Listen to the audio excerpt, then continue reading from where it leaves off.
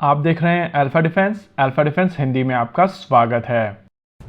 आज के इस वीडियो में हम लोग बात करेंगे इस फोटोग्राफ की जो लद्दाख से निकल कर आ रही है। ये फोटोग्राफ काफी ज्यादा सिग्निफिकेंट है और इसकी सिग्निफिकेंस को समझने के लिए इसकी टाइमिंग, इसमें दिखाए गए वेपन सिस्टम्स और इस समय जो कॉन्टेक्स्ट बनाया है उसको समझना जरूरी है। सबसे पहले समझ लेते हैं कि ये फोटोग्राफ आई कहाँ से है। ये फोटोग्राफ ईस्टर्न लद्दाख की है, जहाँ पर इंडियन आर्मी एक एक्सरसाइज कर रही थी जिसका नाम था पर्वत प्रहार।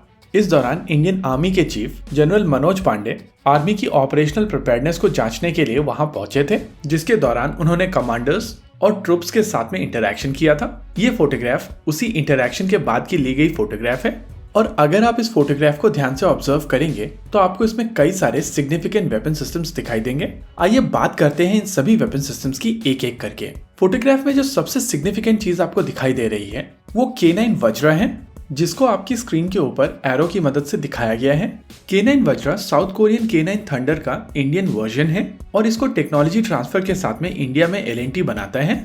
इस समय भारतीय थल सेना के पास में इस गन की 100 यूनिट्स मौजूद हैं और बीच में कुछ ऐसी न्यूज निकल कर आई थी कि इंडियन आर्मी इसका एक फॉलो ऑन ऑर्डर भी दे सकती है। इनिशियली इंडियन आर्मी ने जब ये गन अक्वायर की थी तो माना जा रहा था कि इस गन का डिप्लॉयमेंट वेस्टर्न सेक्टर में किया जाएगा, यानी कि थार डेजर्ट में। लेकिन इंडक्शन के बाद में इंडियन आर्मी ने ये रियलाइज किया है कि ये गन लद्दाख जैसी टेरेन में भी काफी ज्यादा इफेक्टिव रहती है और अब जब इस फोटोग्राफ में ये गन दिखाई गई है इसका मतलब ये मैसेज दिया जा रहा है कि ये गन यहाँ पर डिप्लॉयड है। लद्दाख में K9 वज्रा का डिप्लॉयमेंट खुद में ही एक बहुत ज्यादा सिग्निफिकेंट चीज है, लेकिन इस फोटोग्राफ में जो दूसरी सिग्निफिकेंट चीज है वो भी काफी ज्यादा इंटरेस्टिंग है। अभी आप अपनी स्क्रीन के ऊपर एरो की मदद से देख सकते हैं कि इस फोटोग्राफ में 2 upgraded Grad multi barrel rocket launcher systems भी दिखाए गए हैं। ये multi barrel rocket launcher system Soviet Union में डिजाइन किए गए थे, लेकिन BM-21 ग्रैड्स को इंडिया में अपग्रेड किया गया है। अब ये multi barrel rocket launcher system एक बेहतर रॉकेट को फायर करने में सक्षम है। साथ ही साथ इसमें यूज होने वाले ट्रक्स को भी रिप्लेस किया गया है और अभी आप अपनी स्क्रीन के ऊपर देख सकते हैं कि इसमें अशोक लेलैंड के ट्रक्स का प्रयोग किया गया है।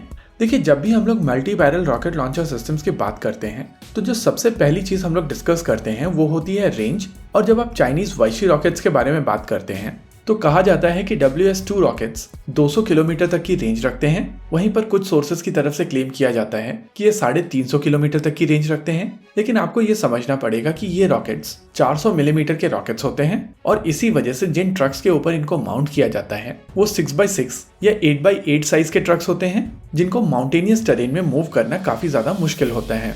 इनफैक्ट इंडिया की प्रहार बैलिस्टिक मिसाइल सिस्टम कुछ इसी तरीके के डायमीटर के साथ में आती है, लेकिन लद्दाख जैसी टेरेन के लिए ग्रैड जैसे multi barrel rocket launcher system best option होते हैं।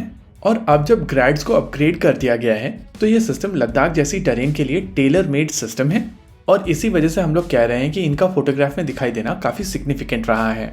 इसके अलावा इस फोटोग्राफ में जो तीसरा सिस्टम है वो है हॉबेट्स FH-77, जिसको इंडिया में बोफोर्स गन भी कहा जाता है। करगिल युद्ध के दौरान ये गन काफी ज्यादा यूजफुल साबित हुई थी और माउंटेनियस टेरेन में ये गन बहुत ज्यादा इफेक्टिव गन है। हालांकि मेरे लिए पर्सनली अगर यहाँ पर एटैक्स, धनुष या सारंग होती तो ये फोटोग्राफ मेरे लिए और भी ज्यादा सिग्निफिकेंट हो जाती। अभी तक हम लोगों ने जिन सिस्टम्स के बारे में बात की है ये सारे के सारे आर्टिलरी कंपोनेंट्स हैं, लेकिन इस फोटोग्राफ में आर्मर के भी कंपोनेंट्स हैं। आप फोटोग्राफ में एरो की मदद से T-90 भीष्म और BMP-2 सारथ को भी देख सकते हैं। वैसे तो लद्दाख जैसी टेरेन में टैंक का डिप्लॉयमेंट एक खुद में बहुत बड़ा चैलेंजिंग टास्क है, लेकिन अब जब T-90 भीष्म वहां पर डिप्लॉय कर दिए गए हैं तो इसका इफेक्ट भी काफी ज्यादा सिग्निफिकेंट रहने वाला है। इसके अलावा T-90 भीष्म को कॉम्प्लीमेंट करने के लिए BMP-2 सारथ भी यहाँ पर दिखाई दे रहा है। लेकिन यहाँ पर जो सबसे इंटरेस्टिंग चीज है वो है इसकी टाइमिंग। अभी तक आपको ये न्यूज मिल चुकी होगी कि इंडिया और चाइना गोगरा हॉट स्प्रिंग इलाके में पेट्रोल पॉइंट 15 पर डिसएंगेजमेंट प्रोसेस शुरू कर चुके हैं और ऐसे में ये फोटोग्राफ आने का मतलब है कि इंडिया की तरफ से मैसेजिंग की जा रही है, जो मेरे हिसाब से एक अच्छा मूव है। इसी के साथ आज के इस वीडियो में रखते हैं केवल इतना ही। वीडियो को अंत तक देखने के लिए धन्यवाद। देखते रहिए अल्फा डिफेंस। जय हिंद।